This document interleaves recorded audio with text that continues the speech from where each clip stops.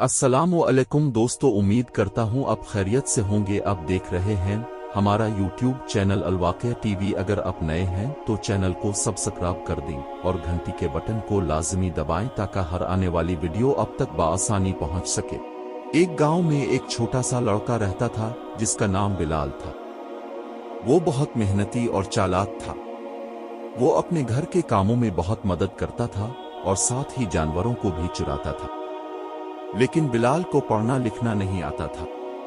एक दिन बिलाल बाजार गया। वहां उसने एक आदमी को अखबार पढ़ते हुए देखा। आदमी अखबार में कुछ पढ़कर मुस्कुरा रहा था। बिलाल ने आदमी से पूछा, अब क्या पढ़ रहे हैं? आदमी ने जवाब दिया, मैं अखबार पढ़ रहा हूं। यहां बहुत सी दिलचस्प खबरें होती हैं। बिलाल ने सोचा कि काश वो भी अखबार पढ़ सकता।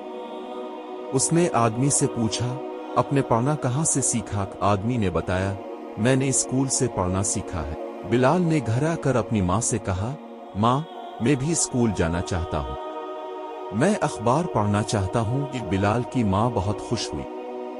उसने बिलाल को स्कूल ले गई। शुरू में बिलाल को पढ़ने में थोड़ी मुश्किल हुई, लेकिन वो बहुत मेहनती था। उसने दिन रात पढ़ाई की और जल्द ही वो क्लास का सबसे तेज तालिब इल्म बन गया। बिलाल ने न सिर्फ पढ़ना लिखना सीखा बल्कि बहुत सी नई चीजें भी सीखी। कुछ सालों बाद बिलाल एक बहुत ही पढ़ा लिखा आदमी बन गया।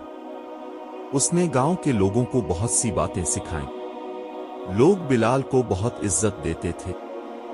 सबक: इस कहानी से हम ये सबक सीखते हैं कि तालीम बहुत जरूरी है। तालीम से हम अपनी जिंदगी को बेहतर बना सकते हैं। तालीम से हम दूसरों की मदद भी कर सकते हैं। इसलिए हमें हमेशा पढ़ाई करते रहना चाहिए।